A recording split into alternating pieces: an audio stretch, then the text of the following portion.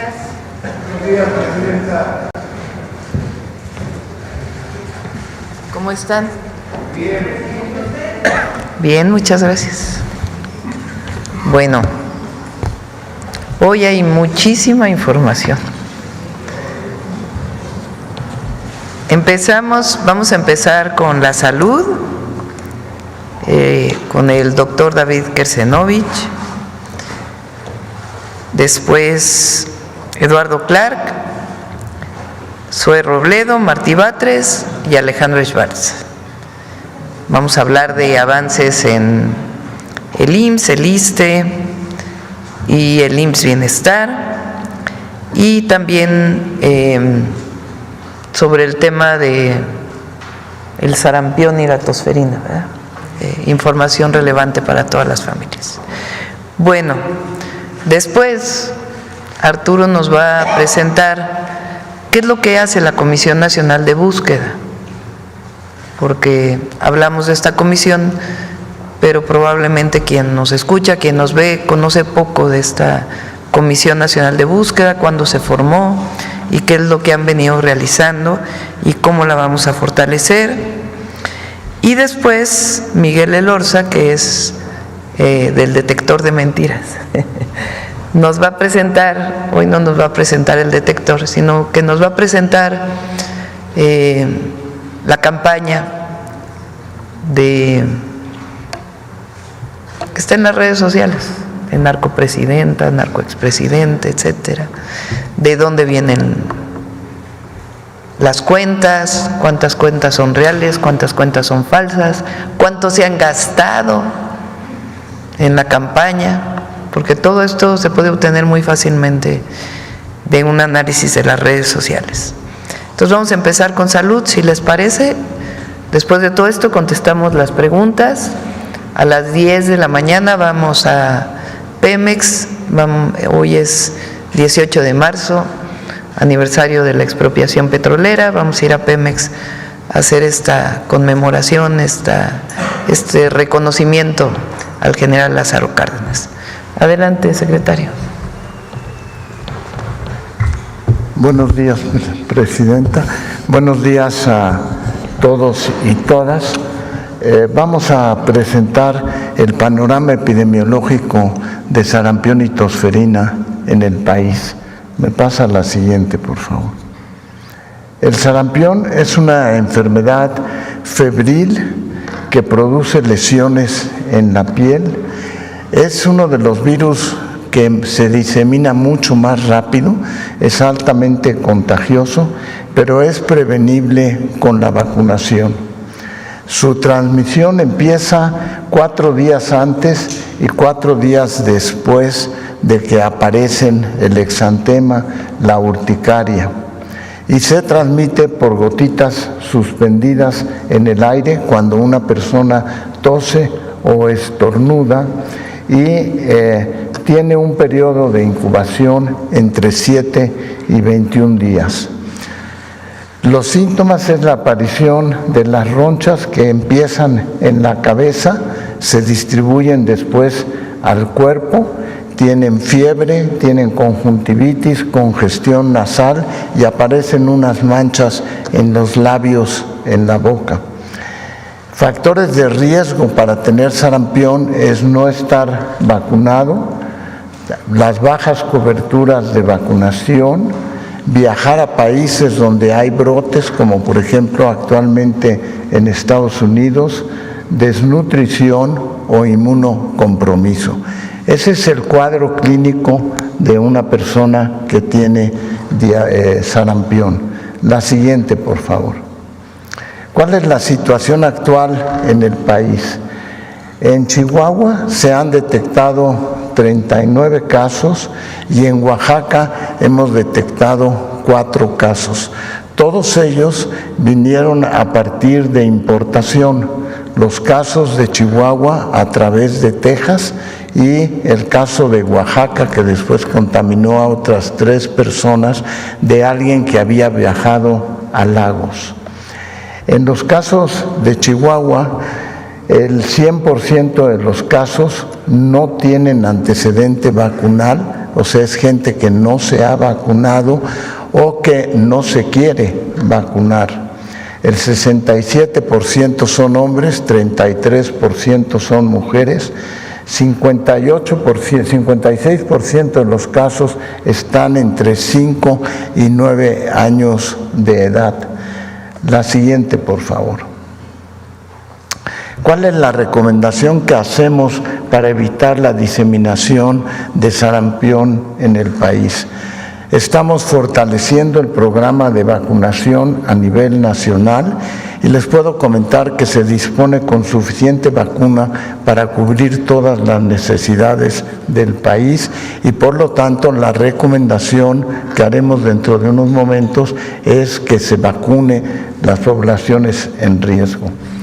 La vacuna triple viral contra sarampión, rubiola y paperas se aplica a los 12 y 18 meses de edad a las niñas y niños.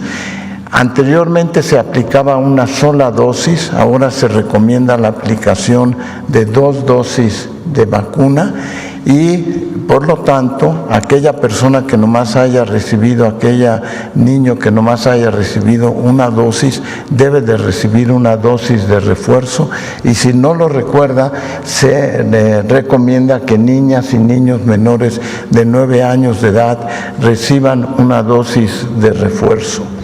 La vacuna doble viral contra sarampión y rubiola se recomienda en adolescentes y adultos de 11 a 39 años de edad que reciban una dosis de refuerzo y para el personal de salud de 20 a 39 años que esté en contacto con casos positivos.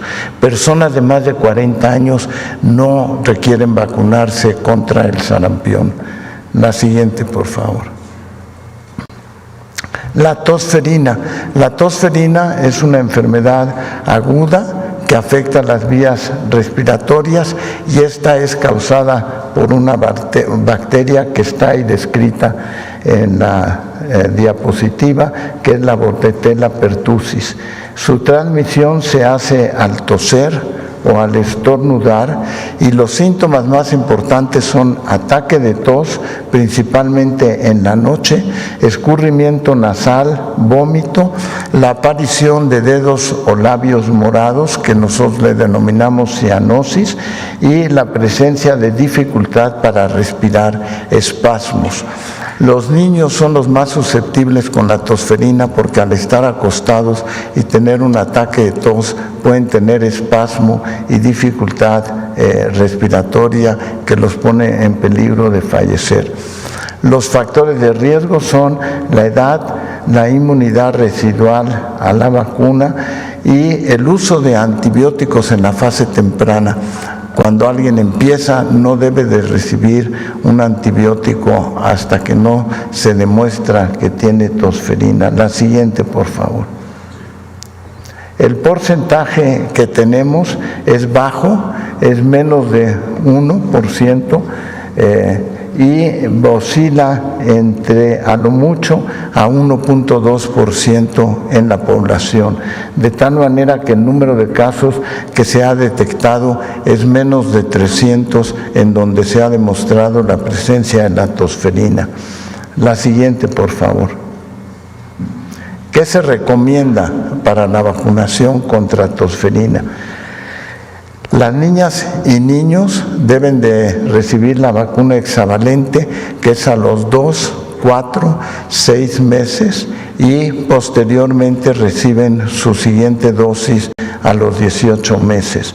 Y niñas y niños pueden recibir una dosis de refuerzo. La vacuna contra difteria, tosferina y tétanos se recomienda en niñas y niños de 4 a 7 años cuando empiezan en la edad escolar a recibir una dosis de refuerzo con esta vacuna para evitar la tosferina. Las mujeres embarazadas, a partir de la semana 20 del embarazo, se recomienda una vacuna acelular que es para tétanos, difteria y tosferina, protege a la madre embarazada y también protege al producto que van a hacer. Y también se recomienda que se vacune el personal de salud en contacto con menores de 1 año. La siguiente, por favor. Nos hemos estado reuniendo con un grupo de expertos para tratar de contener el sarampión y la tosferina. Se han hecho 2 avisos epidemiológicos a todo el personal de salud para que puedan vacunar en todos los centros de salud siguiendo estas instrucciones. La siguiente, por favor. La cartilla nacional de vacunación, tenemos una remesa de 4.4 millones de cartillas y vamos a tener más. Y es muy importante resaltar la importancia que tiene conservar la cartilla de vacunación, porque con el paso de los años se pierde la memoria si se recibió 1 o 2 dosis, y por eso estamos recomendando la vacunación con un refuerzo. Y la siguiente, por favor, y última, es que estamos reanudando las semanas nacionales de vacunación. La próxima será del 26 de abril al 3 de mayo, donde vamos a aplicar 14 vacunas en la población en general. Con eso, la recomendación más importante ante este brote de sarampión y tosferina es estar pendiente de los síntomas, pero sobre todo tratar de que las poblaciones en riesgo se vacunen. Todos los centros comunitarios y los hospitales tienen vacuna disponible, así es que esa sería la recomendación. Muchas gracias.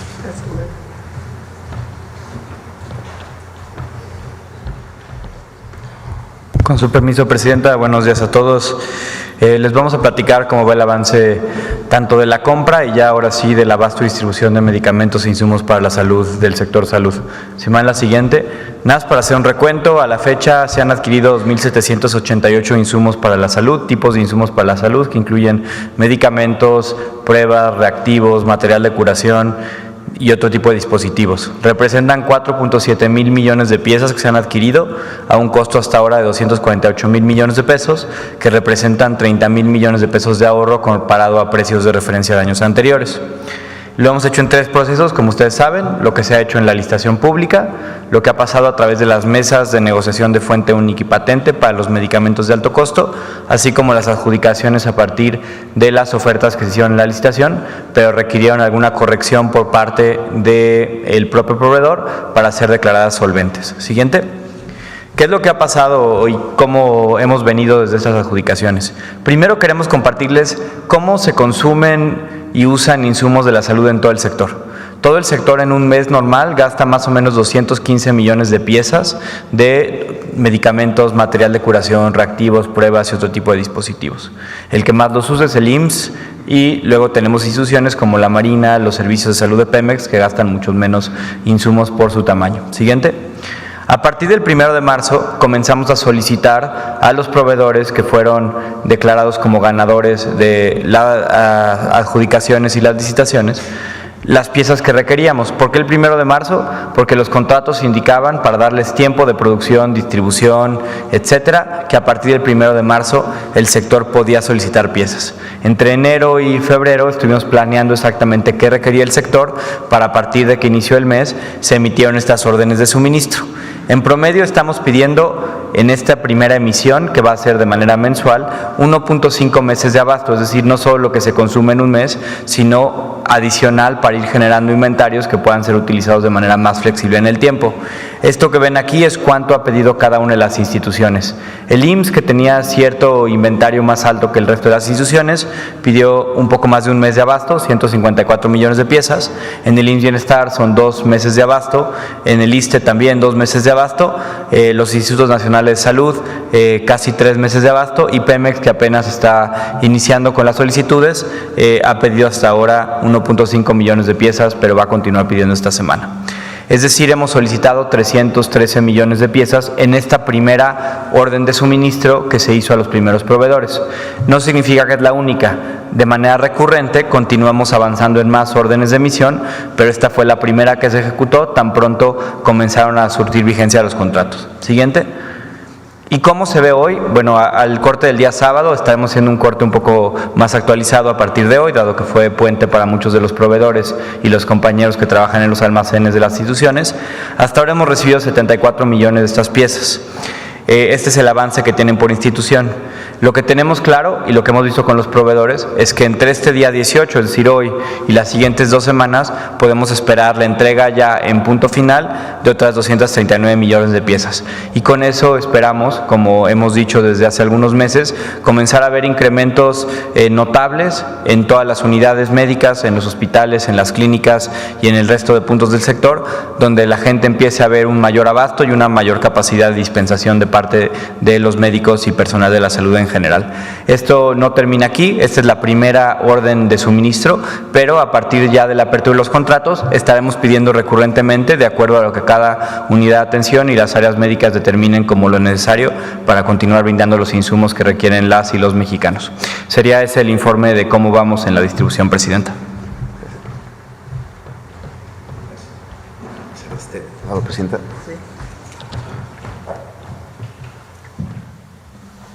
Muchas gracias. Con su permiso, Presidenta, muy buenos días a todas y a todos.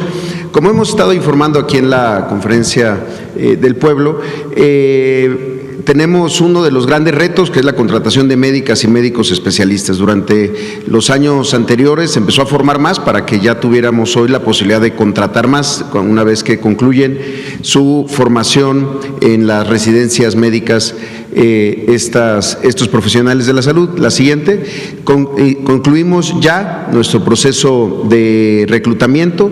De hecho, el pasado 16 de marzo iniciaron ya sus labores estas médicas y médicos, y hay 4 datos históricos en el registro para el IMSS que no se habían alcanzado antes. Primero, de 9,423 médicas y médicos reclutados solamente en el proceso que conocemos como el draft, este proceso de reclutamiento que se llevó a cabo las semanas anteriores. Estos son 9,423 médicas y médicos que estaban vinculados a necesidades del propio instituto en turnos y en especialidades específicas. La siguiente, otro de los datos importantes es que se hizo una apertura también para la contratación de médicas y médicos que no necesariamente se hayan formado en el IMSS.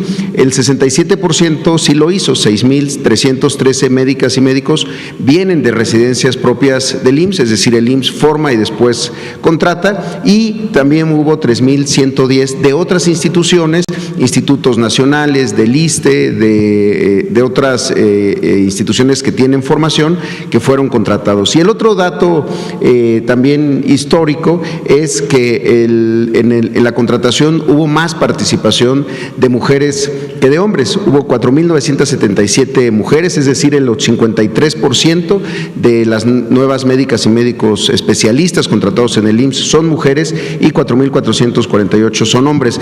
Esto es importantísimo porque no solamente habla de una feminización de la profesión, generalmente hablamos de médicas y enfermeros y no decimos médicas y enfermeros, perdón, decimos médicos y enfermeras.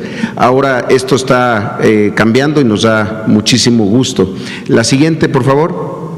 Estas son las 70 disciplinas distintas que fueron contratadas. Esto también es un dato importante. Algunas de ellas había ocasiones que son de especialidad o subespecialidad que se quedaban sin contratación. Como lo vemos aquí, las que tienen mayor demanda son medicina familiar, el primer nivel de atención, la parte preventiva, que es la columna vertebral de nuestro sistema de salud, la medicina de urgencias, anestesiología, cirugía general, ginecobstetricia, medicina interna, y otras que son menos las contrataciones, pero son importantes también porque son subespecialidades. Y por último, también el último dato que se presenta por primera vez, en la siguiente, por favor, es que 21 estados, solo en el proceso de contratación del draft que duró unas semanas, 21 estados cubrieron toda su necesidad, es decir, cubrieron todas sus plazas en todos los turnos en donde había alguna vacancia. El resto de los estados es que estuvieron muy cerca, pero no llegaron al 100%. A partir de hoy y hasta mayo se empiezan a hacer contrataciones ya de manera individual, con la apertura de convocatorias para plazas específicas para llegar al 100%. Pero este primer dato del 21 estados habla de una política consistente de formación para la posterior contratación. Entonces, este elemento que nos ha encargado mucho la presidenta Claudia Sheinbaum, que además de la apertura de nuevas instalaciones, la compra de equipos y demás, tengamos siempre la presencia del médico, la médica especialista en el turno en donde hay necesidad. Eso sería todo por nuestra cuenta, presidente. Gracias. Martí. Por acá.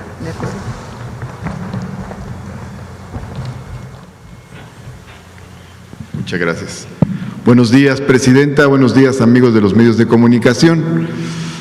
Vamos a emprender una reforma en el ISSSTE interna muy importante, que es la transición de los horarios, que tiene una gran cantidad de trabajadoras y trabajadores de la salud que tienen 6 horas y medias de jornadas de trabajo a jornadas de 8 horas. Adelante, por favor. De manera voluntaria. Es una ampliación voluntaria de las jornadas de trabajo, de 6 horas y 6 horas y media a 8 horas. Subrayo esto, que es importante porque esto lo está pidiendo mucho la base trabajadora en el ISSSTE, pero también a la institución le interesa. Entonces se va a abrir un proceso para que se pueda dar esta transición. Aquí quiero comentar cuántos trabajadores de la salud en el ISSSTE tenemos en horarios de 6 horas y 6 horas y media. En el caso de médicos especialistas son 10,362, médicos generales son 3,778, cirujanos dentistas son 185, y todo el área de enfermería, paramédicos y afines, o sea, donde entran también laboratoristas, técnicos radiólogos, dietistas, etcétera, son 18,682. En total tenemos 33,007 trabajadores y trabajadoras de la salud en el ISSSTE que están con horarios de 6 horas y 6 horas y media. Se ha venido trabajando con el sindicato, con las trabajadoras, con los trabajadores en esta idea, y calculamos que aproximadamente el 80%, aunque varía en cada uno de los ramos, tiene la voluntad y el deseo de pasar a horarios de 8 horas.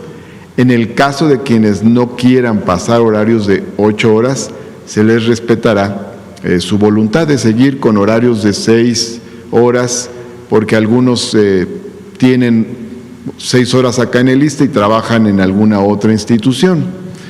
Sin embargo, a nosotros nos va a ayudar mucho.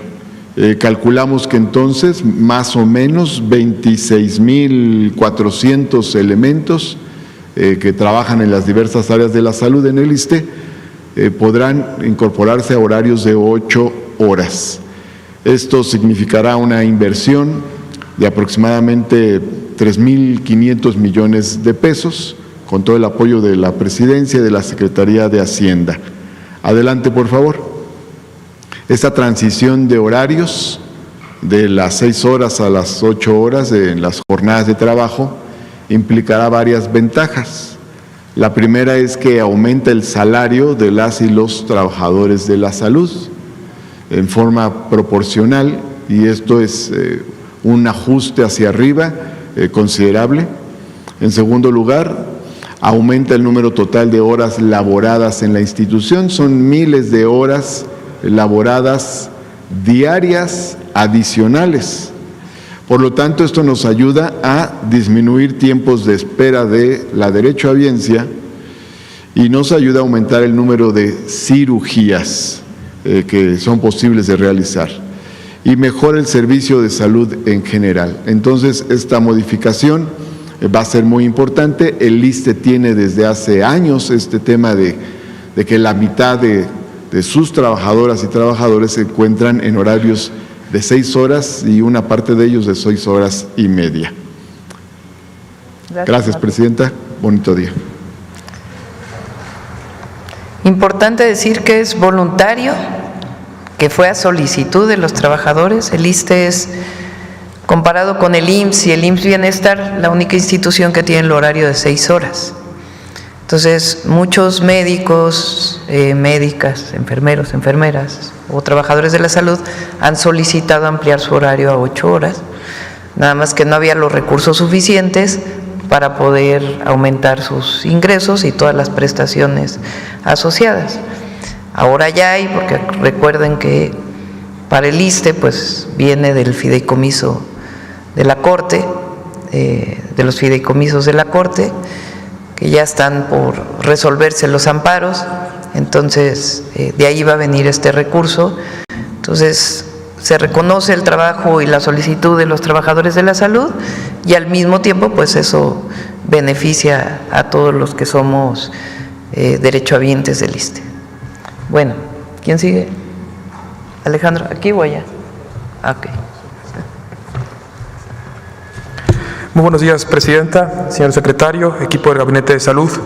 Agradecemos la invitación a este espacio de diálogo circular y como cada 2 semanas informamos sobre los avances en la construcción del IMSS Bienestar como una de las redes de servicios públicos de salud más grandes del mundo. En esta ocasión quisiéramos informar sobre la estrategia de implementación del programa La Muestra Viaja, una iniciativa que se presentó por primera vez exactamente en marzo del 2024, hace menos de un año, por nuestro hoy señor Secretario de Salud, el doctor David Kersenovich, durante la exposición de los diálogos por la transformación por una república sana. Siguiente, por favor. El programa La Muestra Viaja consiste en aprovechar la red de servicios del IMSS Bienestar, las capacidades instaladas de nuestros laboratorios y sobre todo las nuevas tecnologías para reducir la carga de costos y traslados al paciente. Elimina la necesidad de ir a un centro de salud o a un laboratorio o a una unidad más grande, permitiendo que las niñas, los niños, los adultos mayores, cualquier paciente del IMSS Bienestar pueda ser atendido desde su centro de salud más cercano, donde se tomarán las muestras y estas serán trasladadas hacia uno de nuestros laboratorios especializados de nuestra institución. Nuestros laboratorios estarán a cargo de procesar la muestra, un trabajo técnico y científico para lo cual ya contamos con los equipos especializados como analizadores de bioquímica, hematología, hemoglobina glucosilada, así como microscopios y centrífugas. Nuestros laboratorios también realizan la emisión de resultados, el cual llegará de manera directa y 100% digital a nuestros pacientes directamente a su celular. Cada muestra que viaja es un paciente que no necesita trasladarse, es un paciente que no se forma, es un paciente que no tiene que regresar por sus resultados. Siguiente, por favor. Hoy, gracias a una estrecha colaboración liderada por nuestro Secretario de Salud y el IMSS Bienestar y Correos de México, se cumple este compromiso y la muestra viaja ya es una estrategia en operación en el Estado de México. A través de 11 zonas de operación, las y los habitantes del Estado de México que acudan al IMSS Bienestar pueden beneficiarse de este programa. Esto quiere decir que quienes vivan en el municipio de Villa del Carbón ya no tendrán que trasladarse cerca de 2 horas, o incluso las personas que viven en Chimalhuacán ya no tendrán que ir hasta Ecatepec para realizarse estudios o recibir sus resultados. 606 centros de salud del IMSS Bienestar en el Estado de México se suman a esta estrategia y podrán tomar las pruebas de laboratorio ahí mismo, en su unidad del IMSS Bienestar más cercana. Ese mismo día serán trasladadas por Correos de México a uno de nuestros 11 laboratorios centrales de análisis clínico. Quiero aprovechar la oportunidad para agradecer el esfuerzo de Correos de México, que han desarrollado un protocolo 100% seguro a través de un embalaje especializado, motocicletas especiales, capacitación a su personal para hacer este proyecto una realidad. Agradezco a las más de 190 operadores de moto y a su directora, la maestra Violeta Abreu, que ha trabajado de la mano con el IMSS Bienestar para hacer las rutas y las cadenas de frío una realidad. Tras procesarse por nuestro personal especializado en el IMSS Bienestar, que verdaderamente han sido muy entusiastas expertas en poder hacer este programa. Los resultados llegan como he comentado, a los pacientes directamente a su celular a través de un mensaje de texto. Presidenta, gracias al esfuerzo de cientos de personas, de nuestro secretario de Salud y de todo el equipo hoy presente, este programa ya es una realidad en el Estado de México y beneficia a más de 9 millones de personas sin seguridad social. Desde el IMSS Bienestar estamos preparados para realizar las más de 12 millones de estudios al año tan solo en el Estado de México. Y muy pronto estaremos extendiendo este programa a Colima, Veracruz y la Ciudad de México, y antes de que termine el 2025 al resto de nuestro país. Siguiente, por favor. La muestra Viaja incluye una cartera de 30 estudios, los más comunes en nuestras unidades del primer nivel de atención y que ahora podrán realizarse a través de esta modalidad. Todas nuestras muestras, por supuesto, son profesionales y 100% gratuitas en los centros de salud del IMSS Bienestar. Pueden ubicar su centro de salud más cercano a su domicilio a través de nuestra página de internet imsbienestar.gov.mx. Con esto seguimos avanzando en acercar los servicios públicos de salud a todas las personas, trabajando de manera coordinada para ofrecer de manera siempre gratuita más salud en todos los lugares. Nos gustaría presentar el siguiente video sobre esta primera implementación operativa del programa, al que invito a todas y todos los mexiquenses a conocer a su centro de salud más cercano y muy pronto al resto del país. La muestra Viaja, una iniciativa innovadora que garantiza acceso equitativo a estudios de laboratorio para todas y todos.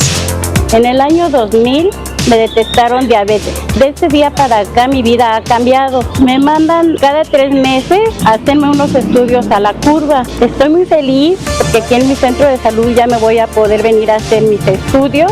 Ya no voy a tener que pararme más temprano, ni voy a tener que gastar, y el gusto que me da es que en mi celular ya me van a llegar mis resultados. El proceso es simple y eficiente. Acudes a tu unidad médica más cercana. Nuestro personal capacitado toma tu muestra con profesionalismo y cuidado. Con apoyo de Correos de México, recogemos la muestra en embalajes especializados, asegurando su correcta conservación y calidad. Cada contenedor cuenta con monitoreo de temperatura, garantizando que tu muestra llegue en perfectas condiciones al laboratorio.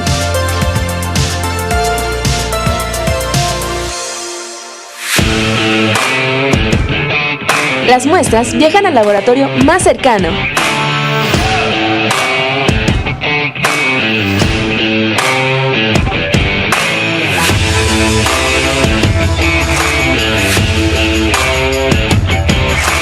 Donde nuestros especialistas las procesan y analizan con la más alta tecnología. Tu salud es nuestra prioridad. Por eso, garantizamos resultados confiables y accesibles desde la palma de tu mano. Con la muestra Viaja, eliminamos barreras. El beneficio de este proyecto es reducir los tiempos de espera para los pacientes y que no tengan que trasladarse desde su domicilio hasta nuestro laboratorio, sino nosotros como laboratorio acercarnos un poco más ahí. Así garantizamos servicios de calidad para todas y todos en todos lados. Gobierno de México. Arturo, cambiamos de tema. Gracias, con su permiso, Presidenta. Muy buenos días a todas y a todos. En seguimiento a la conferencia matutina del día de ayer, en el que nuestra Presidenta de México, la doctora Claudia Sheinbaum, anunció diversas medidas para fortalecer la Comisión Nacional de Búsqueda. A continuación explicaremos el funcionamiento de esta importante institución dependiente de la Secretaría de Gobernación. Y para eso hemos planteado, como ven en la lámina, una pregunta que ¿qué es y qué hace la Comisión Nacional de Búsqueda? Para nosotros es muy importante que se conozca por todo quienes nos ven y nos escuchan desde las redes sociales o desde su casa. Y decirles que la Comisión Nacional de Búsqueda, que depende de la Secretaría de Gobernación, es el órgano responsable de la localización de las personas, de buscar a las personas que fueron reportadas como desaparecidas o no localizadas. Tenemos estas dos formas de clasificar a las personas que no aparecen. Para ello trabaja con autoridades federales, estatales, familiares de víctimas, garantizando, o eso es lo que buscamos, que la búsqueda sea rápida y efectiva. La comisión tiene 4 áreas con las que organiza todo su trabajo en el país. La primera se llama del Registro Nacional de Personas Desaparecidas y No Localizadas.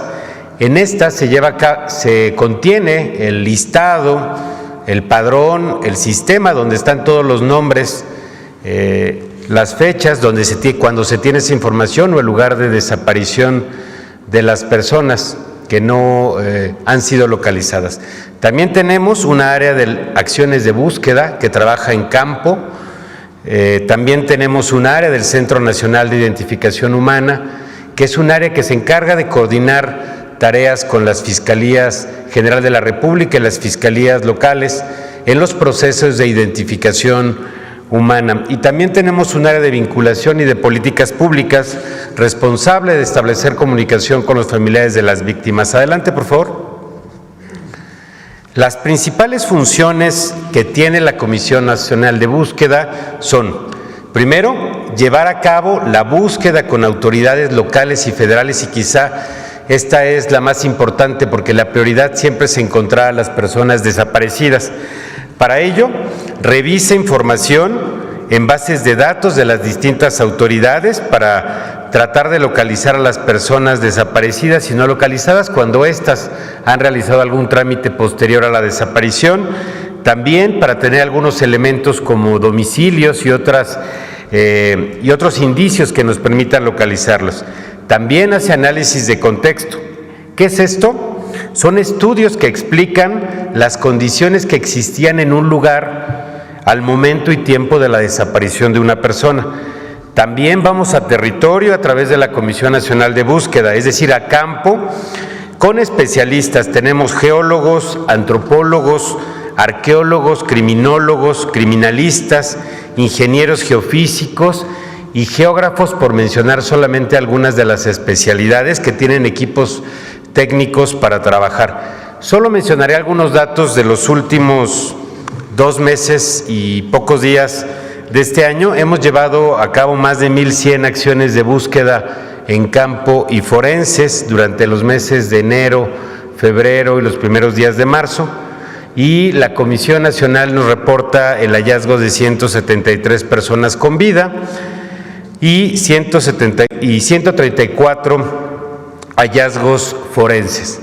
También queremos comentarles que la Comisión Nacional de Búsqueda maneja, como ya lo adelanté, el Registro Nacional de Personas Desaparecidas y No Localizadas, al que llamamos el REMPENDO, que es este documento que tiene todos los nombres y fechas de desaparición, y también supervisa el cumplimiento del protocolo homologado de búsqueda, que es la guía que nos permite buscar a las personas, el ABC de cómo tenemos que llevar a cabo las actividades, todas las dependencias del gobierno. Nos rige la Ley General en materia de desaparición forzada de personas, de desaparición cometida por particulares y del Sistema Nacional de Búsqueda de Personas Desaparecidas. Ahora, respecto al fortalecimiento anunciado ayer por la Presidenta de México en esta Conferencia del Pueblo, adelante, por favor. Podemos resaltar algunos puntos, y el primero es que a través del decreto que se ha suscrito se van a fortalecer las capacidades de la Comisión Nacional de Búsqueda con más personal, con mayor tecnología para ser más eficaces y eficientes los procesos de búsqueda ya existentes y los nuevos que se vayan presentando en búsquedas en vida o también en búsquedas forenses. También vamos a ampliar y mejorar la coordinación con las fiscalías locales, las comisiones locales de búsqueda, para homologar mecanismos de registro de personas desaparecidas y no localizadas, así como los protocolos aplicables. Con la Agencia de Transformación Digital y Telecomunicaciones, la interconexión de diversas bases de datos, ya se explicaba ayer, para hacer mucho más fácil el cruce de información y que podamos tener información en tiempo real de diversos y hay diversos elementos que ayudarán a construir procesos de búsqueda de forma inmediata con inteligencia y coordinación interinstitucional, tanto con fiscalías y procuradurías como con las comisiones locales de búsqueda. Adelante, por favor. También algo muy importante para el Gobierno de México es reforzar la coordinación con la Comisión Ejecutiva de Atención a Víctimas y, sobre todo, con los familiares de las personas desaparecidas y no localizadas, darles atención, darles apoyo, el acompañamiento y la asistencia que necesiten, como asistencia jurídica, de seguimiento de salud, también salud emocional, por mencionar solamente algunos de los temas con los que apoya la Comisión Ejecutiva de Atención a Víctimas. Y finalmente se fortalecerán las capacidades de análisis de contexto, de búsqueda, localización e identificación con herramientas y equipos tecnológicos especializados como drones, infraestructura tecnológica como georradares y algunos otros. Decir que el trabajo de la Comisión Nacional de Búsqueda, adelante por favor, ha sido fundamental también en otros dos casos que a manera de ejemplo voy a mencionar, como el caso de la Guerra Sucia, que es un caso nacional, y también el caso Ayotzinapa en esta tragedia ocurrida en Iguala, Guerrero, hace algunos años, hace más de 10 años. Estos dos casos no solamente reflejan el compromiso de la Comisión Nacional de Búsqueda y quienes trabajan ahí con la justicia, la verdad y la memoria, también decir que, como lo ha instruido nuestra presidenta, nuestro deber es claro, es no escatimar esfuerzos para encontrar a quienes nos faltan y atender a las víctimas a sus familiares para garantizar que las desapariciones no queden en la impunidad. La búsqueda de personas desaparecidas es una tarea de Estado, pero también una causa de humanidad y de justicia, hasta encontrarlas. Gracias.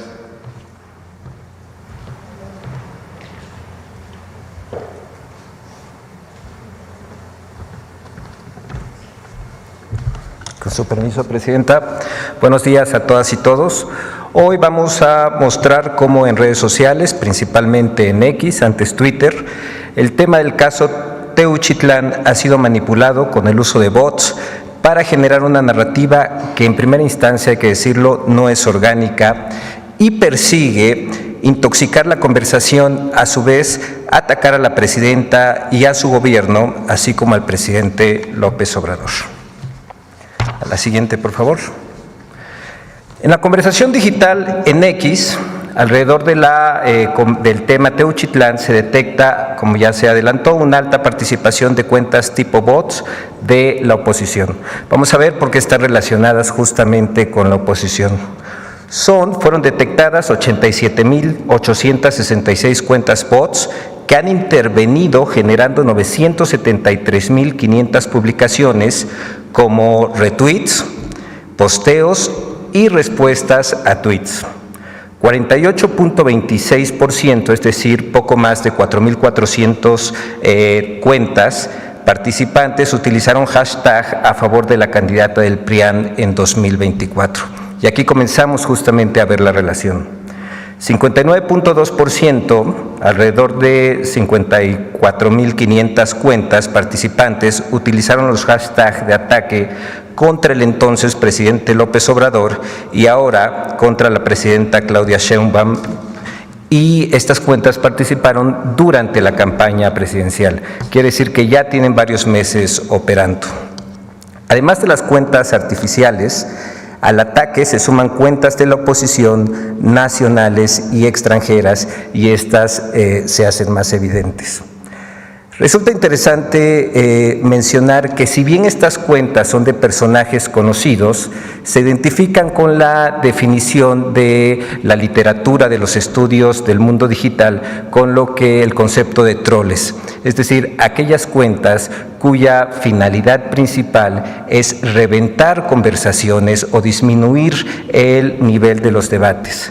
Aquí podemos ver a Javier Lozano, Fernando Belauzarán, Xóchitl Gálvez, América Rangel.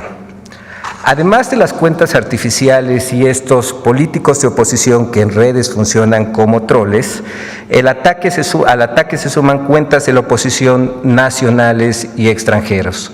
Los podemos ver en la pantalla y en la siguiente diapositiva están los actores extranjeros. De esta infodemia hemos detectado que estas dos cuentas justamente han reproducido bastante desinformación sobre temas que tienen que ver con gobiernos o contra gobiernos de Sudamérica y ahora también contra el gobierno de México. Tenemos que ver el antecedente de esta guerra sucia digital para poder relacionar cómo los que ahora atacan, los bots, las cuentas que son robots, atacaron durante la campaña y durante el gobierno del expresidente López Obrador. En ese entonces la oposición gastó millones de dólares en la guerra sucia, estamos hablando de la campaña presidencial. Entre enero y junio de 2024, la oposición impulsó más de 70 etiquetas en X para atacar al expresidente López Obrador y 92 para atacar a la hoy presidenta Claudia Sheinbaum. Durante este periodo se reportaron más de 33.6 millones de publicaciones de guerra sucia, utilizando cuentas, se dijo en ese momento, en México y en el extranjero, como en Estados Unidos, Colombia, Ecuador y Argentina. Recordemos también que en su momento se expuso que las cuentas bots en Argentina estaban al 3x1, 3 cuentas por $1. La operación de los ataques digitales sostenidos en la plataforma de X durante más de 130 días ininterrumpidos se estimaron por parte de diversos expertos en un gasto de al menos $20 millones en ese entonces.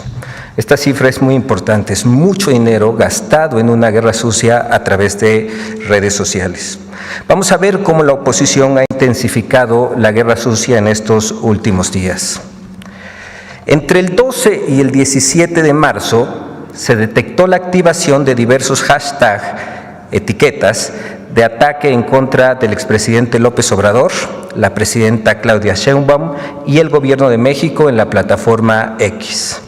Narco expresidente AMLO, narco presidenta Claudia y luto nacional.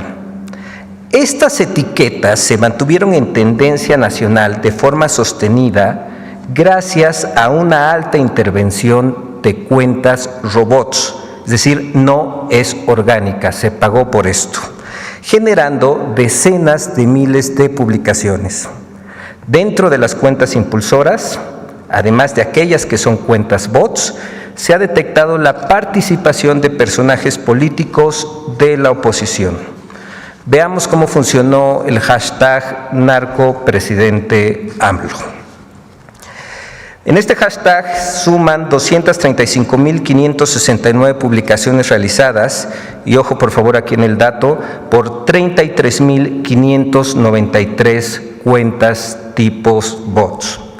9 de cada 10 de estas cuentas que han participado en la conversación, en esta conversación de narcopresidente AMLO del 12 al 17 de marzo, coinciden con aquellas que han impulsado otras etiquetas de ataques en el pasado. Se activan para generar un ataque, se desactivan y luego se activan para generar otro ataque. 7 de cada 10 cuentas participantes, además, coinciden con aquellas que han publicado mensajes al favor del PRI y del PAN, del PRIAN. Vamos a ver las coincidencias de las cuentas en este diagrama. 33.593 cuentas que usaron el hashtag narcoexpresidente AMLO en total, que son bots. El 92.31%, es decir, 31.011 cuentas bots, participaron en el ataque ahora utilizando el hashtag narcoexpresidente AMLO y participaron en el pasado. Hay una relación de 92.31%. Veamos las cuentas que coinciden con el apoyo al PRIAN. De 33.593 cuentas que usaron de nueva cuenta el hashtag narcoexpresidente AMLO, 72.71%, es decir, 24.427 cuentas, coinciden en al menos una etiqueta en apoyo al PRIAN. De nueva cuenta, queda explícito cómo se reactivan estas cuentas robots. Veamos ahora cómo se generó la etiqueta narcopresidenta Claudia.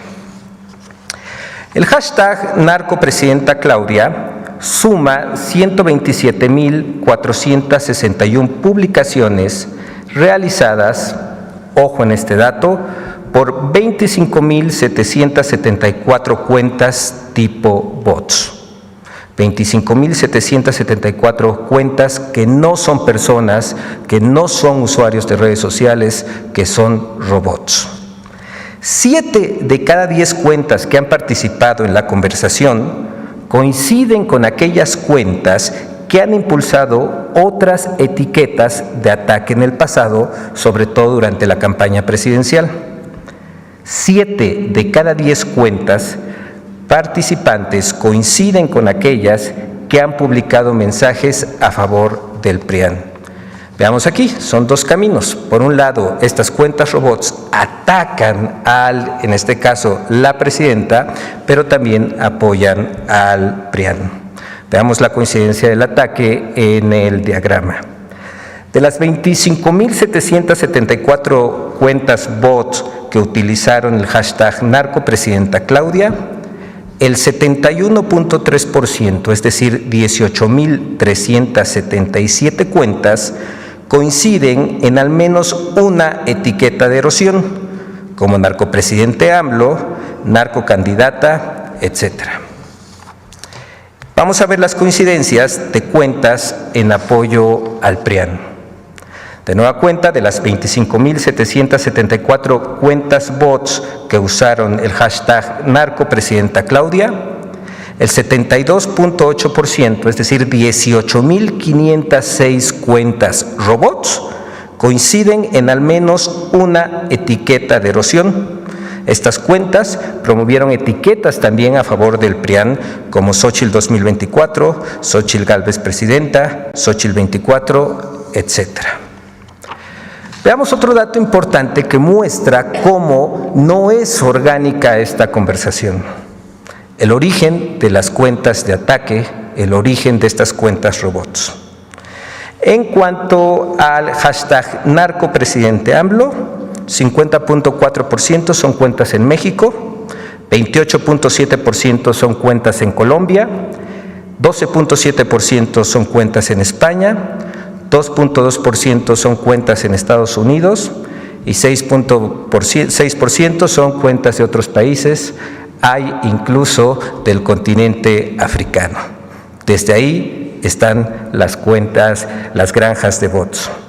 En cuanto a la etiqueta narcopresidenta Claudia, 47.4% son cuentas en México, 29.6% son cuentas robots de Colombia, 14.4% son cuentas robots en España, 2.6% son cuentas robots en Estados Unidos y 6% coincide con la otra etiqueta, narcoexpresidente AMLO, de otros países.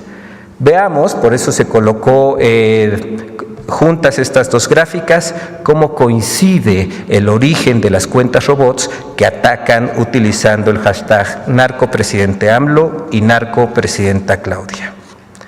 Veamos ahora algunas de las cuentas de la oposición que se han sumado a esta guerra sucia. Estas cuentas son cuentas robots que hemos identificado. Está Adrián GR, Valentín Vázquez, Isa Flores Ávila. Los invito a que revisen estos usuarios, estas cuentas, y se van a identificar cómo abundan los retweets, las publicaciones originales son pocas y esas son algunas de las maneras en las que se identifican los robots y se puede ver cómo es inorgánica el funcionamiento de estas cuentas. La siguiente, por favor. Tenemos más ejemplos de estas cuentas de oposición que se han sumado a la guerra sucia utilizando los hashtags narcopresidente AMLO y narcopresidenta Claudia. En la siguiente diapositiva podemos encontrar pues prianistas que se suman a esta guerra sucia. De nuevo menciono que estos usuarios, si bien son identificados, si bien tienen personalidad, si bien tienen una vida pública, en las redes sociales buscan provocar, interrumpir o empobrecer el nivel de las conversaciones o debates. Esto es justamente lo que la literatura del mundo digital, de los estudios de redes sociales, califican como un troll. Encontramos Mario de Constanzo, Marieto, Elena Chávez, de nueva cuenta, la invitación a que revisen estas cuentas y veamos cómo su actividad en las redes sociales, sus publicaciones, tienen que ver con la provocación o el empobrecimiento de los debates, o como en este caso, lanzar campañas incluso sin sustento, con la verdad o sin relación con el mundo. Tenemos otros prianistas que se suman a la guerra sucia o personajes públicos, Laura Zapata, Javier Lozano, recordemos que estuvo en el gabinete de Felipe Calderón, Ricardo Alemán, entre otros. Y ahora vamos a una de las cosas más interesantes que tiene que ver con lo que se ha gastado. 20 millones de pesos gastados en esta campaña sucia en 4 días. Con el objetivo de contar con una referencia aproximada del costo de las activaciones realizadas de las cuentas tipo bots, los robots, contratar cuentas de robots, cuesta. Considerando que en total se activaron 147.200 cuentas tipo bots, generando 1.366.530 menciones, manteniendo en promedio 2 etiquetas en tendencia nacional, durante 4 días en la plataforma X se calcula un gasto aproximado de al menos 20 millones de pesos. Y aquí la pregunta cabe, ¿quiénes tienen 20 millones de pesos para invertir en una campaña sucia? ¿A quienes les interesa o no les molesta gastar este dinero en una campaña sucia? Hemos además localizado impulsores de la derecha extranjera que se suman al ataque, como les mencionaba al inicio. Muy rápido, son Agustín Antonetti, que como les mencionamos hemos detectado mentiras, y Eduardo Menoni. Y eso sería todo, presidente.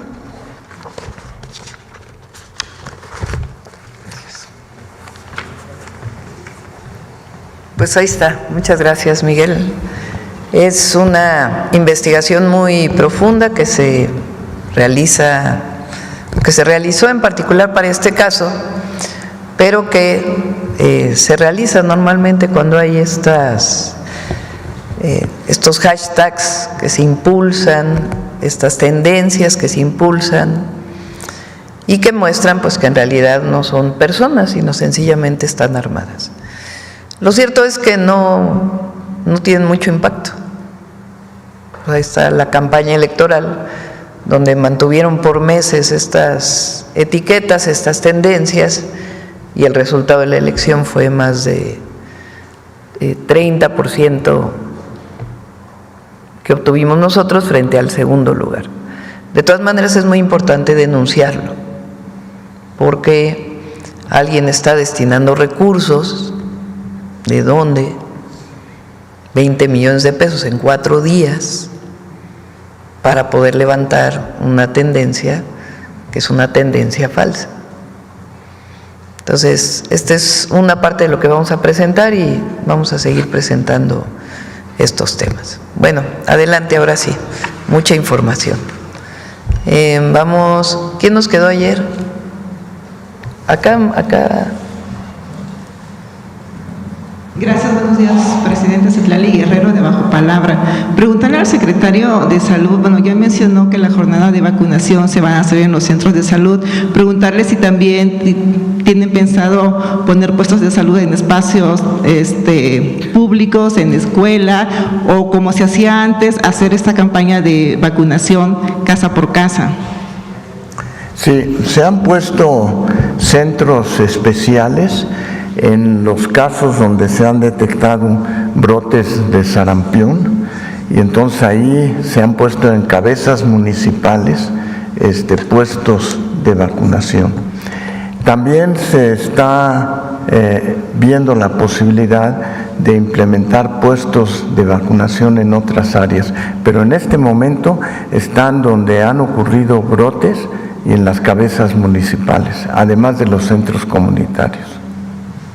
Gracias. Y preguntarle a Martí Batres, ¿qué va a pasar con el edificio que está actualmente el hospital del ISSSTE en Acapulco? Pues ya que en próximos meses se va a cambiar al nuevo hospital en el centro de convenciones, y de acuerdo al personal de difusión de su área, comentaron que están como haciendo nuevas contrataciones para el nuevo hospital. Preguntar en dónde pueden como checar estas convocatorias para nuevas contrataciones, o si hay un lugar específico que estén como citando para contratar a nuevos médicos en el nuevo hospital del ISSSTE en Acapulco. No, sí, pero todos van a tener sus médicos. Sobre este último tema, está previsto que los nuevos hospitales, sobre todo cuando existe una ampliación en los servicios o en las especialidades, se hagan nuevas contrataciones. Ya hablaremos de ello con mayor detalle. Varios de estos nuevos hospitales que anunciamos ya aquí en alguna mañanera, los 5, uno de ellos ya se inauguró, el de Pachuca Hidalgo, los otros 4 se van a estar inaugurando este año, el de Acapulco, el de Torreón, Coahuila, Tlajomulco, Jalisco, y Tampico, Tamaulipas. Esos son en su mayoría sustituciones de otros hospitales que ya estaban en muy mal estado, como en el caso de Guerrero, en Acapulco es una sustitución, el nuevo hospital está sustituyendo otro, pero el personal especializado adicional pues se contratará.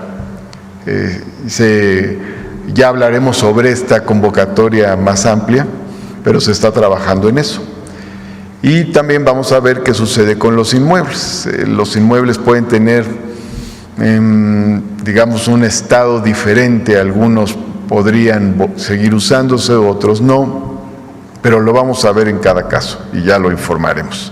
Lo importante aquí es que el hospital que va a haber en Acapulco va a ser un hospital muy moderno, muy avanzado, de alta calidad al servicio de la gente, y en un estado donde esto es urgente, es fundamental en Guerrero. Además va a ser en Acapulco, y esto se va a sumar a toda la reconstrucción que se está dando en Acapulco. Va a ser un gran hospital. Muchas gracias. Presidenta, comentarle que el pasado lunes 10 de marzo el Consejo Consultivo Indígena Afromexicano de Guerrero tuvo una reunión con varios funcionarios de su gabinete, con SADER, con Gobernación, con Bienestar, en donde le enlistaron las afectaciones todavía que hay del huracán John en varios municipios de la Costa Chica de Guerrero. Entre ellos, pues en Copala hay 348 damnificados en viviendas que no recibieron el apoyo el pasado 1 de marzo, y hay 1,100 agricultores también que fueron afectados. Y sin censar, en San Marcos hay 1,350 damnificados en vivienda y agricultores, en Juchitán hay 900 damnificados, en Azoyú 248, en Tecuanapa 3,680, en Igualapa 150, en Ometepec 500 damnificados en vivienda y agricultores, en Las Vigas 1,200 en vivienda y 1,600 productores, en Cuautepec también, siendo un total de 12,000 familias afromexicanas afectadas en Costa Chica. Y también el pasado jueves 13 de marzo, la gobernadora se reunió con parte de este Consejo Consultivo en Las Vigas, en donde se comprometió a ser intermediaria y ver con usted para que se reanuden el censo, y pues preguntarle si ya tuvo contacto con la gobernadora y como cuál sería la respuesta a todas estas demandas que está haciendo el Consejo Consultivo Afromexicano de Guerrero. ¿De dónde vienen estos datos? Es una minuta de la reunión que tuvieron el 10 de marzo, este lunes 10 de marzo, con la Secretaria de Bienestar, con Gobernación y con SADER. Tengo la minuta firmada. Sí, supe que se reunieron. Hay que revisar el número de personas porque se hizo un censo muy detallado en todo Guerrero y Oaxaca, que fueron afectados por el huracán John. En particular se estaba viendo las personas que todavía quedaron afectadas, particularmente en las zonas agrícolas o productivas. Entonces ahí se estaba ya incluso apoyando, pero revisamos con gusto el número y la atención que se requiere. ¿Y si ha platicado con la gobernadora? Sí, hemos platicado con ella. Lo que pasa es que sí es importante hacer una revisión del número, porque sí se hizo un censo muy detallado. Entonces, pero se atiende de todas maneras pues como se está atendiendo en las reuniones.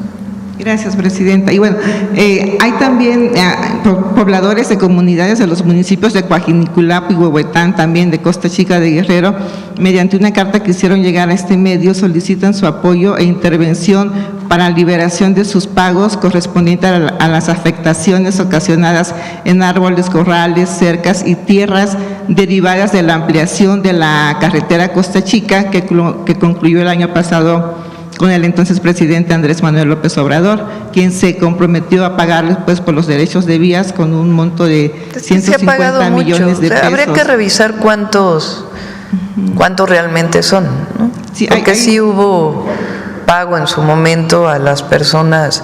Inclusive estuvimos ahí con el presidente en la gira de transición, estuvimos en Coajinicuilapa, tuvimos un evento ahí muy grande. Entonces hay que ver el número realmente de personas que…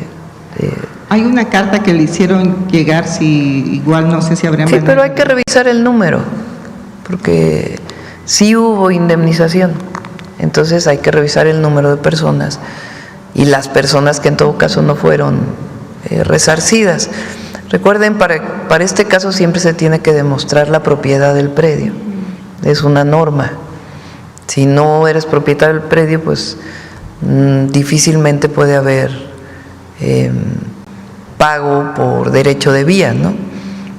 Entonces, habría que ver en particular en este caso. ¿Cree que puede entregar la carta que le mandan? Sí, por supuesto, y se les atiende, sí. Pero sí es importante revisar realmente cuántas personas son. Gracias. Una última pregunta, Presidenta. Sí. De los proyectos estratégicos que usted anunció el 17 de enero en Acapulco, de Acapulco se transforma contigo, pues, y que ha causado como pues mucha expectación, fue el Maribús.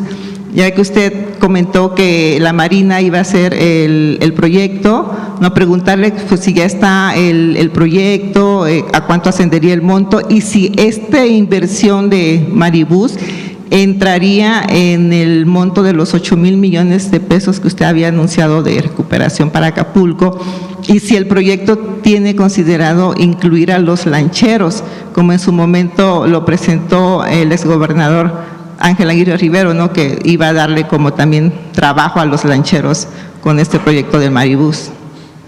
¿El Maribús va a estar listo este año? Sí, es parte de la inversión que mencionas. Vamos a pedirle al almirante que venga para que vean cuáles son las principales paradas. Primero va a ser una primera fase que se inaugura este año y después va a venir una segunda fase y lo va a operar en este caso la Marina. Ya si requiere trabajadores, pues van a ser contratados. Gracias, Presidente. También tú estabas ayer, ¿verdad? Gracias, Presidenta. Buenos días. Jennifer Barba, de México Comunica. Presidente, escritores como Marielena Chávez, que sin fundamento, al igual que otros autores, vinculan a funcionarios de Morena con el crimen organizado. Sin una prueba real, se basan en informantes anónimos. ¿Qué piensa de estos periodistas o escritores que utilizan información no verificada para vender más libros? Bueno, no sé si ella es periodista, ¿verdad? Es lo que se mencionó ahora. Porque siempre hay que ver la parte legítima, digamos, la parte política de una oposición que critica, y la otra es una campaña orquestada con dinero. Y en este caso es una campaña orquestada con dinero. con compra de bots, de robots, de cuentas que no pertenecen a una persona y recurso que no sabemos de dónde viene para poder inflar una tendencia. Entonces es parte de esta campaña sin fundamento, sin ningún fundamento, que lo único que quiere es desprestigiar a partir pues de un invento.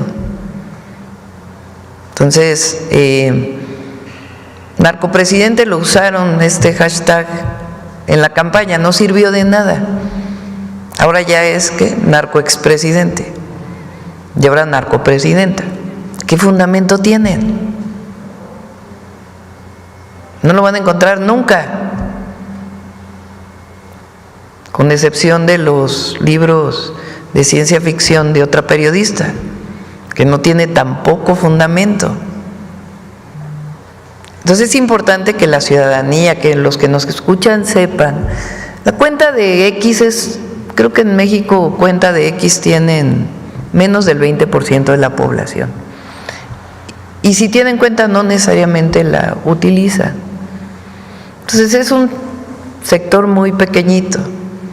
Pero de todas maneras es importante que se conozca que hay dinero, quién sabe de dónde, nacional y extranjero, vinculado con estas tendencias que quieren levantar pues de manera vacía, porque en realidad no son personas.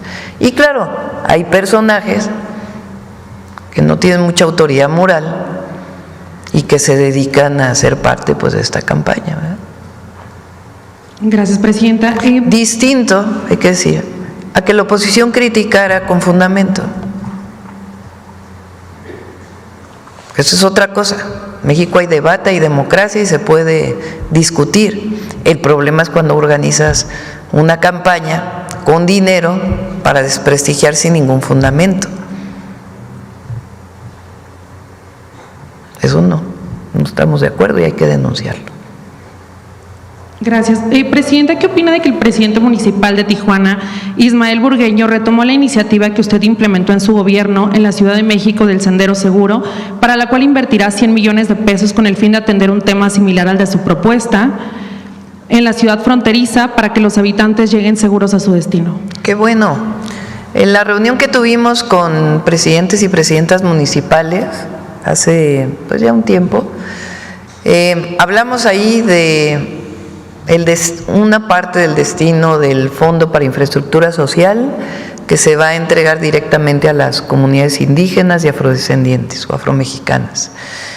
Segundo, hablamos de la posibilidad de promover estos senderos de paz, estos senderos seguros, que lo que hacen es que iluminan, a ver si tienen una fotografía por ahí de algún sendero seguro, iluminan de tal manera que parece de día en la noche, mucha iluminación y una recuperación muy importante del espacio público, acompañado de murales de artistas urbanos. Entonces, pues recuperas el espacio público, eso ayuda a disminuir la inseguridad y también a tener mucho más confianza de salir por las noches de la ciudadanía o acompañar a quienes de por sí tienen que utilizar el camino para poder llegar a sus casas.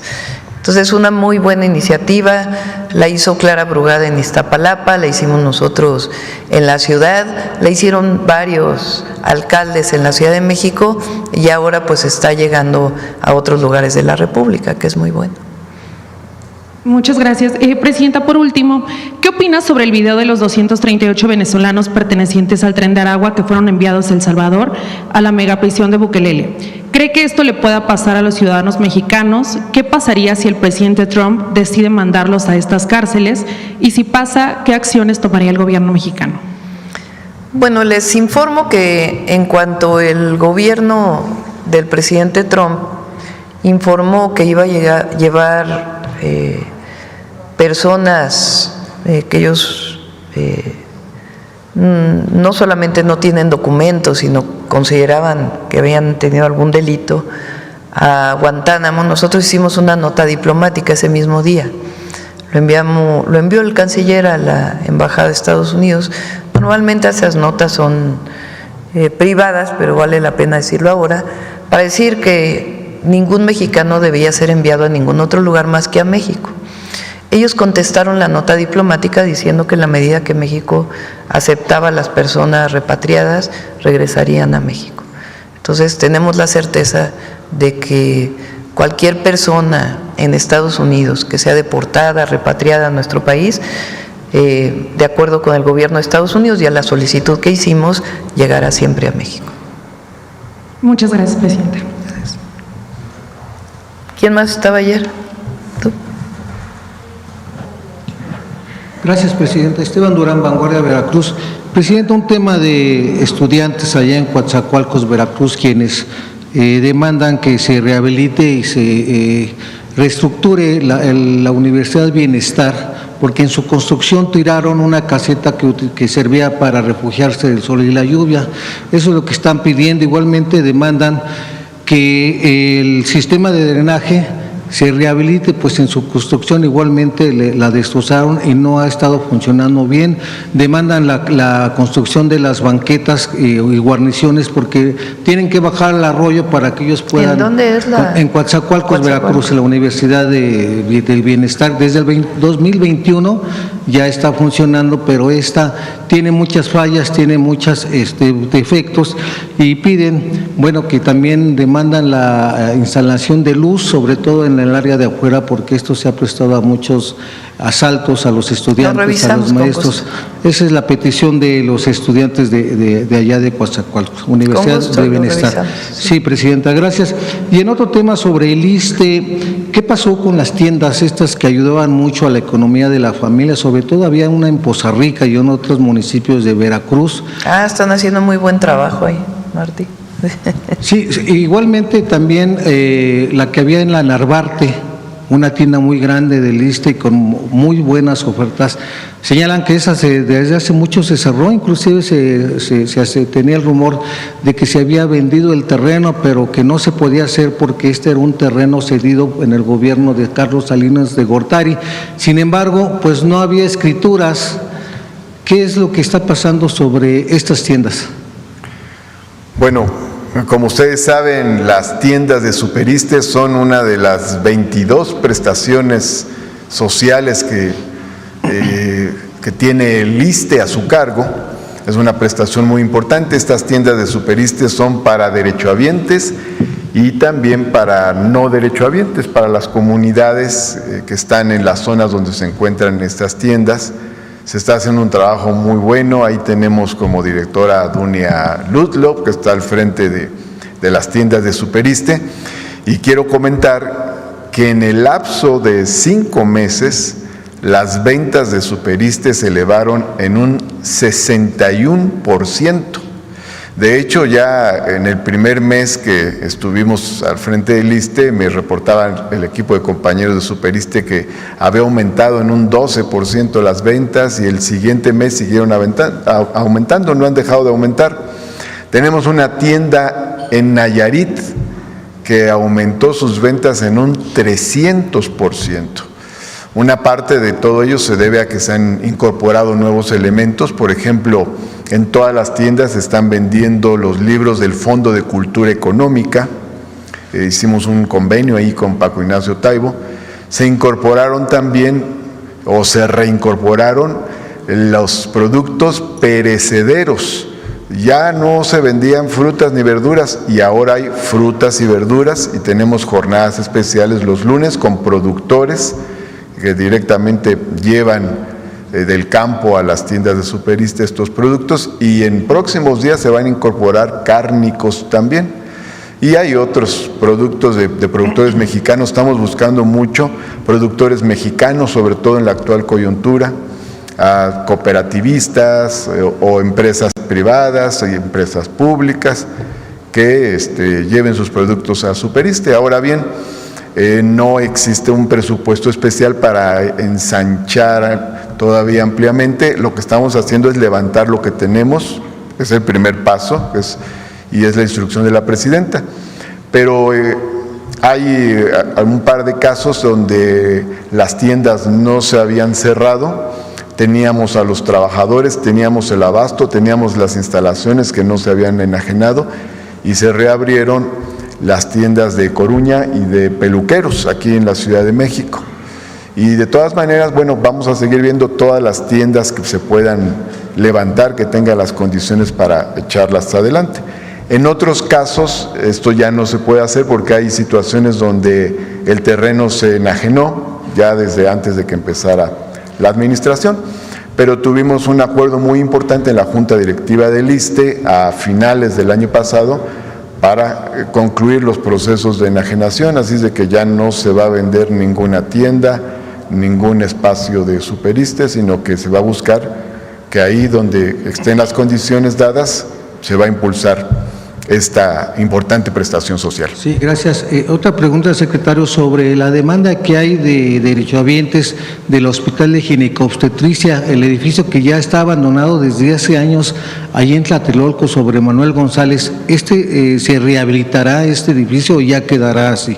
Bueno, de hecho, ayer en la reunión de salud hablamos con la presidenta de ese tema, porque ese inmueble tuvo una fractura estructural mucho antes del temblor del 2017, más o menos por allá por el 2012, y entonces quedó sin posibilidades de ser utilizado.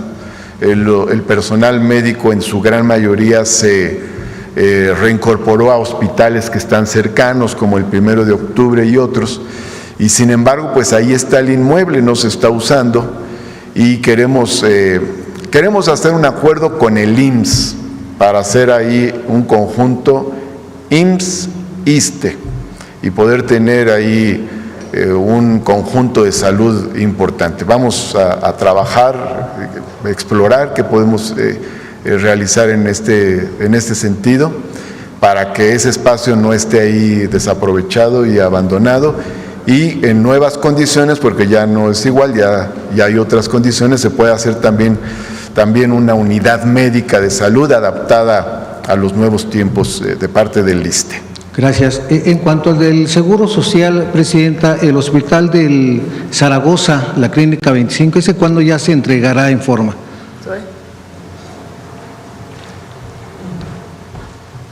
Sí, muchas gracias. El hospital, la Clínica 25, allá en Calzada Zaragoza, en Iztapalapa, es uno de los proyectos más importantes que hemos hecho en los últimos años. Como ustedes saben, se dañó durante el sismo, no se hizo nada de los años siguientes, todo 2017, bueno, los meses 17 y el 18, y en 2019 encargamos la demolición. Primero fue todo el proceso de demolición, luego la construcción con Sedena. El hospital es una de las obras, dicho por los ingenieros militares, más complejas por la ubicación en la que está y por la necesidad, pues, de garantizar la seguridad. Ya está prácticamente concluida la parte civil, ya se tiene todo el equipamiento. Incluso durante este reclutamiento que acabamos de presentar, se contrató personal adicional para el hospital, cerca de 50 médicas y médicos especialistas, porque si bien el personal está en varias otras clínicas, pues ha habido también jubilaciones en este periodo. La fecha que tenemos por parte de Sedena es para agosto, entrada en operación plena, y la verdad que va a ser de gran utilidad, pues, para toda la zona de Iztapalapa y también para una parte de NESA que se atiende allá en la 25. Gracias. Finalmente, Presidenta, hay una gran preocupación en la zona oriente del Estado de México, sobre todo en donde es Los Reyes, La Paz, San Vicente, Chicoloapan, Ixtapaluca, Chalco y Ecatepec, en donde pues los habitantes ven con preocupación cómo están creciendo las gaceras clandestinas. Esto se ha convertido en una bomba de tiempo, y en la que pues no ha habido ninguna medida de seguridad o control de protección civil. Acusan que pues hay una completa indiferencia por parte del secretario, del director de Protección Civil Estatal, y en la cual también los mismos alcaldes de esos municipios acusan este desinterés de Adrián Hernández Romero. Pues no hay ninguna revisión, ninguna clausura. Ellos demandan que haya una revisión exhaustiva, si es posible que esté también supervisada por las fuerzas federales, para que determinen si es legal que estén ahí. Igualmente, pues también acusan que puede hacer un huachicoleo de gas en esos municipios. Además, también los empresarios se han estado quejando porque el sector se ha visto afectado por el precio regulado que impuso la Comisión Reguladora de Energía y que además pues no pueden competir con estas caseras clandestinas que venden muy por debajo este combustible. Entonces, eso es lo que piden, Presidenta, para que por lo menos pues, haya una regulación en este sentido, porque se clausuran y a los 20 días ya están otra vez Le pedimos a la CEA, puede haber gaseras con toda su regulación, pueden existir, pero vamos a ver este caso. Muy bien, gracias. Muy bien. ¿Estabas ayer? No, pero bueno, de una vez.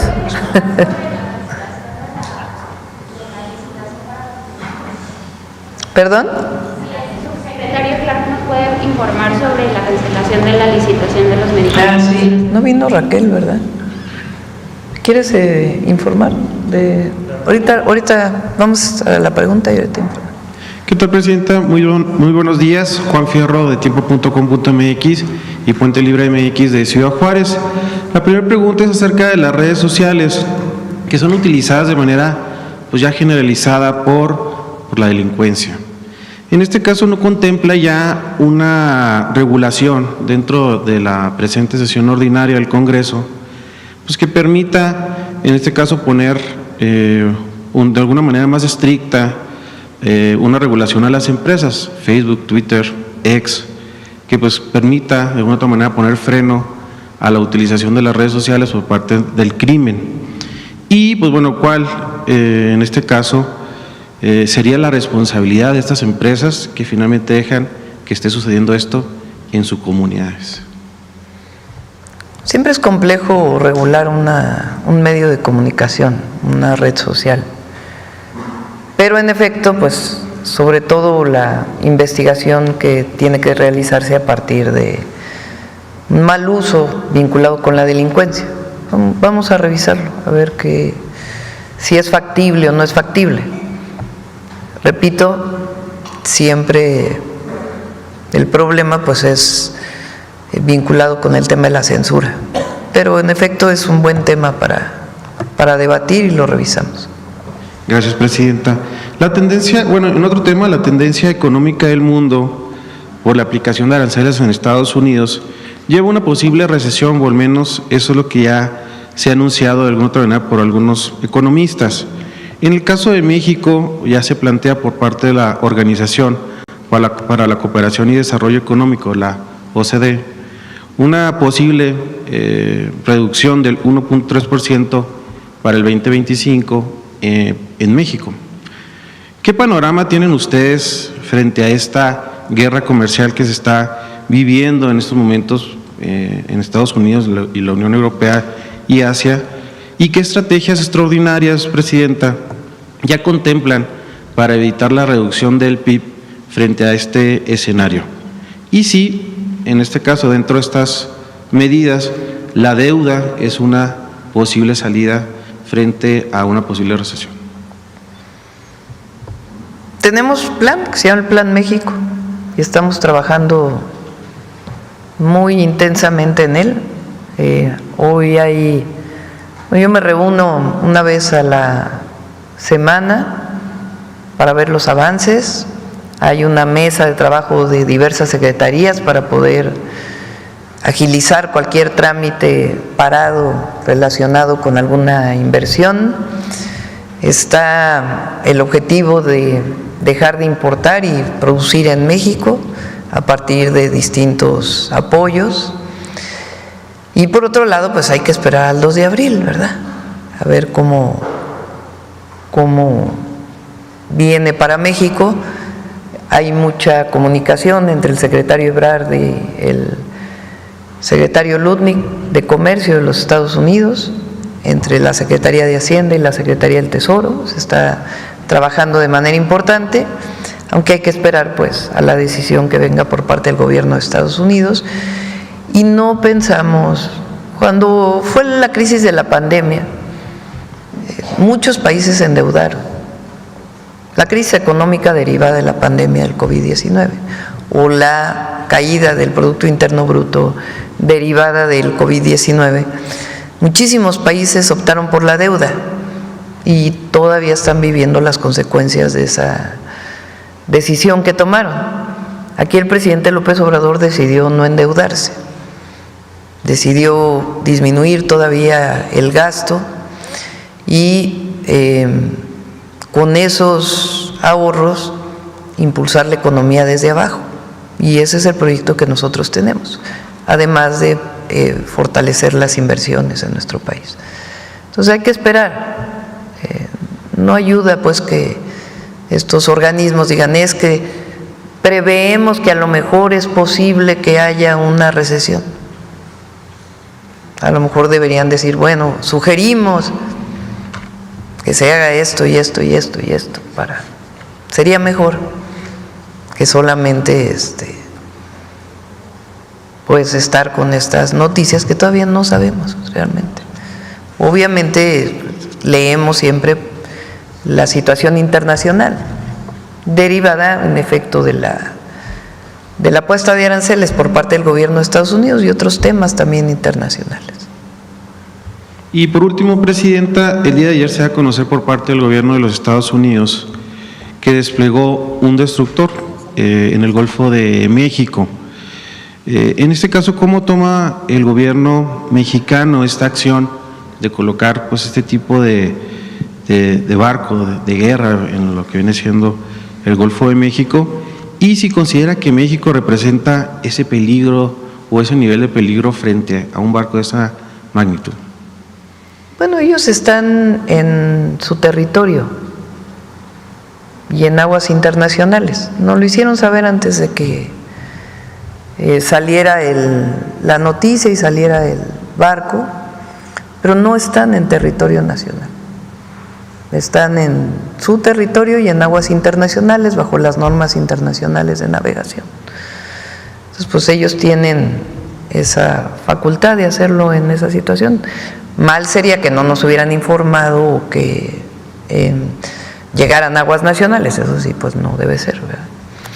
Pero están en territorio de Estados Unidos y en aguas internacionales, pero no es contra México. Están vigilando las aguas internacionales por si llega droga o alguna otra situación hacia los Estados Unidos. Muchas gracias, Presidente. Recuerden, por ejemplo, que nosotros tenemos, a través de la Secretaría de Marina, una vigilancia muy exhaustiva de nuestra propia plataforma continental y mares internacionales por llegada de droga a México. Se han hecho en este periodo que llegamos nosotros incautaciones históricas, gracias a esa vigilancia que tiene Secretaría de Marina para evitar que llegue droga a nuestro país. Entonces, pues estas son medidas que toma el gobierno de Estados Unidos. Sí, acá. Gracias, Presidenta. Olga Ojeda Lajuz, corresponsal de Imagen del Golfo, de Imagen de Veracruz y Diario del Istmo. Presidenta, quisiéramos saber si es cierta la versión que se difundió en medios este lunes que apunta a conversaciones entre Pemex y el empresario Carlos Slim para realizar trabajos de aprovechamiento en dos de los yacimientos de crudo y gas natural más prometedores del país, entre ellos Ixachi, ubicado en Tierra Blanca, Veracruz. De ser verdad, ¿cuál sería la participación del empresario? Y bueno, y si se descarta este hecho, me gustaría saber cuál es la proyección que tienen en este campo, ¿no?, en cuanto a la producción nacional. Viene el trabajo de Ixachi, de la empresa, no sé si es Ideal o cuál de las empresas derivadas del Grupo Carso o filiales del Grupo Carso, viene desde antes, no es de ahora. Lo que estamos planteando nosotros con diversas empresas, y tiene que haber una revisión, es la posibilidad de hacer contratos mixtos, que ya también venía desde antes esa posibilidad, en la medida en que es parte de las nuevas leyes que ya se aprobaron. El porcentaje mayor, 90%, lo produce Pemex. Y hay un margen que viene de empresas privadas, que viene de la reforma del 2013, y un margen de contratos, en donde hay participación privada y pública. Ese margen de contratos privado y público ahora lo estamos haciendo más transparente en las nuevas leyes. Y ahí se plantea, por ejemplo, que si hay, lo explicó Víctor cuando vino aquí el director de Pemex, si hay la posibilidad de un contrato mixto, lo tiene que autorizar el Consejo de Administración, tiene que considerar en primer lugar el pago del derecho para el bienestar de petróleo, que es el 30%. Tiene que considerar los gastos de operación y después lo que queda se divide entre la ganancia del privado y la ganancia de Pemex. Ese es, digamos, el esquema de posibles contratos mixtos con Pemex. Están regulados, están planteados claramente y es un porcentaje de la producción.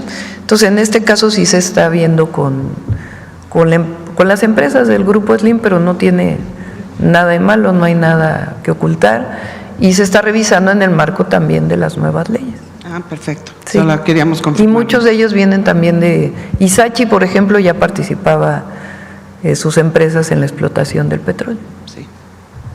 Muy bien, y en un tema más local, Presidenta, en el puerto de Veracruz hay el programa de vivienda, usted lo ha anunciado, está incluido Veracruz, pero nos gustaría saber qué pasa con las viviendas que ya se adquirieron previamente en los gobiernos neoliberales y que son fraccionamientos que todavía hoy en día siguen sin tener los servicios básicos o siguen pagando casas pues de muy mala calidad. Si tienen previsto. Sí, vamos a pedir la próxima vez que vengan los de vivienda que lo expliquen. Les adelanto, se está haciendo un censo. Recuerden que durante el periodo principalmente de Fox y de Calderón se construyeron muchísimas viviendas muy alejadas de los centros urbanos, muchos de ellos sin servicios, que en realidad representaban negocios inmobiliarios más que el acceso de la vivienda a la gente. Son parte también pues de todo lo que nos ha platicado Octavio Romero aquí. Muchas de esas viviendas están abandonadas. Se hablaba incluso de 600,000 viviendas abandonadas en el país, de viviendas que se hicieron con créditos Infonavit. Entonces, lo primero que estamos haciendo es un censo. Muchas de esas viviendas hoy están ocupadas por personas, ya sea que pagaron sus créditos o por otras personas que llegaron, digamos, sin permiso a ocupar estas viviendas. Lo cierto es que tenemos que resolver esa situación. Entonces, lo primero es hacer un censo y se está trabajando un esquema de que las personas que viven ahí tienen que ser legítimos, no tiene que haber delincuencia obviamente en ese sitio, puedan adquirir esa vivienda a través de una desincorporación del Infonavit. Primero, que nadie esté pagando esa vivienda. Segundo, que se desincorpore del Infonavit y que pueda ser recuperado por la Comisión Nacional de Vivienda para que las personas que ya la habitan las puedan adquirir a muy bajo precio y obviamente resolviendo todos los problemas de servicios junto con los municipios, o ver de qué manera se pueden ocupar esas viviendas con un esquema distinto. Entonces se está trabajando en un plan y aquí ya lo presentamos cuando pues lo tengamos totalmente acabado. Por lo pronto se está realizando el censo de todas esas viviendas. Perfecto, muchas gracias. Y ya como último, me gustaría comentarle, bueno, que ya hace 8 años en el puerto de Veracruz se cerró el Baluarte de Santiago, un museo muy importante para la región. Y bueno, fue cerrado y se supone que era temporalmente para realizar trabajos de remodelación. Sin embargo, hasta antes de eso, el inmueble existía como museo de sitio, pues era muy importante de las joyas de Veracruz para el turismo. Quisiéramos saber qué conocimiento tiene del tema, si se va a reabrir o que si puede intervenir para que se vuelva a abrir pues monumento histórico, ¿no? Museo histórico de Veracruz. Lo revisamos con Rocío Nale, con gusto. Gracias. Bueno, a ver, enséñenme el Sendero Seguro, a ver si tienen algunos.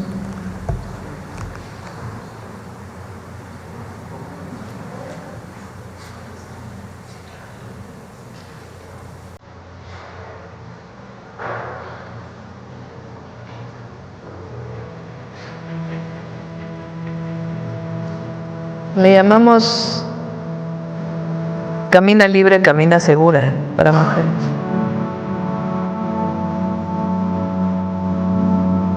Cesantes.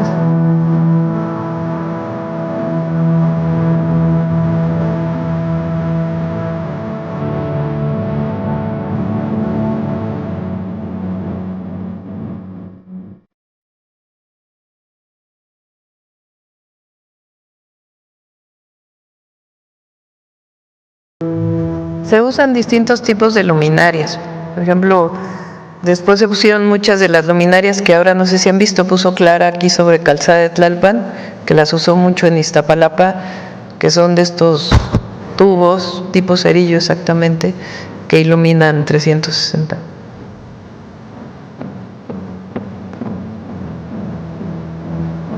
Entonces es un rescate urbano y se ilumina para seguridad. Eso es lo que quiere hacer ahora el presidente municipal de Tijuana. Bueno, cierro con esta. Acaba de salir lo informaron en el Gabinete de Seguridad, pero ahora lo saca el director del FBI en su Twitter, de una persona que fue detenida en México, que era uno de los más buscados del FBI y fue detenido la noche de ayer en nuestro país. Bueno, muchas gracias a todas y a todos. Vamos a Pemex hoy a las 10 de la mañana. Lo de las medicinas, discúlpame. La reunión con el gobernador de Jalisco, estuvo aquí en la reunión del Gabinete de Seguridad. Acordamos trabajar conjuntamente, solicitarles a las fiscalías que en su marco de actuación y de sus atribuciones también pudieran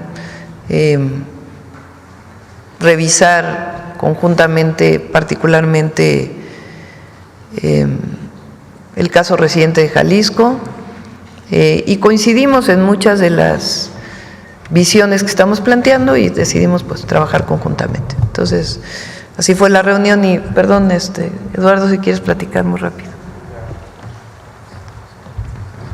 Gracias, presidenta. Les comento, como ustedes vieron hace un rato, hemos adjudicado 2.800 claves, casi 2.788 para ser preciso, en este proceso de compra de medicamentos. De esas claves, a la hora que uno las evalúa y ve las mejores ofertas que ha provisto toda la industria farmacéutica nacional e internacional, el 94% de ellas identificamos que se compraron al mejor precio posible y de hecho con precios inclusive mejores que años anteriores. Sin embargo, tan pronto fueron los resultados de la licitación, hace ya casi 6 o 7 semanas, identificamos 175 insumos, es decir, 175 medicamentos o material de curación, etcétera, que se adjudicaron a proveedores que no habían sido los del mejor costo. Es decir, no habíamos ejecutado la compra a los proveedores que más bajo habían ofertado. Y nos pusimos entonces inmediatamente en contacto con la Secretaría de Anticorrupción y Buen Gobierno. Representan estos 6% de las claves que se han comprado, es un porcentaje relativamente menor, pero es un porcentaje que a todos nos interesa mucho. Y por eso hablamos desde el primer momento con la Secretaría de Anticorrupción y Buen Gobierno e iniciamos ellos una investigación para entender un poco las razones por las que se había ocurrido. A partir de las investigaciones que hizo la subsecretaria de Buen Gobierno ahí en la Secretaría y con el apoyo de la maestra Buenrostro, identificamos que en estas claves efectivamente tenemos que realizar acciones de investigación clara para ver las razones por las que fueron compradas a sobreprecio. Estas representan un sobreprecio considerable, casi de 13. Todavía no se adjudicaron los contratos, esto es importante decirlo, pero tan pronto nos dimos cuenta de esto, lo que hicimos fue notificar a todas las instituciones, aquí están mis compañeros, para que esas 175 claves no pidiéramos piezas. Es decir, que mientras este proceso de investigación se lleva a cabo, esas se quedaran un poco en pausa y comenzáramos el abasto de todo el resto de las piezas que requiere el sector. Eso es un poco lo que les presentaba. Es decir, hoy, aunque identificamos que esto se compró a sobrecosto, no se ha pedido piezas. Es decir, en caso de que la Secretaría de Anticorrupción y Buen Gobierno determine que hubo una actuación irregular de algún funcionario público, en Birmex particularmente, esas piezas no generan un perjuicio al erario, ya que no se han comprado todavía. Y lo que está haciendo la Secretaría de Anticorrupción y Buen Gobierno es determinar cómo proceder jurídicamente en esto. Lo que buscamos es poder resarcir esos fallos, es decir, que para estas 175 claves podamos adjudicárselas efectivamente al proveedor que daba las mejores condiciones, no solo de precio, pero también de calidad. Mientras tanto, y es algo que la propia presidenta le informamos desde hace algunas semanas, se separaron del cargo las personas que participaban en estos procesos dentro de Birmex. ¿Con qué objetivo? De que la investigación pueda correr su curso, pueda ser determinada la responsabilidad o no por parte de la Secretaría de Anticorrupción y Buen Gobierno, y a partir de sus resultados determinar qué claves tienen que ser readjudicadas.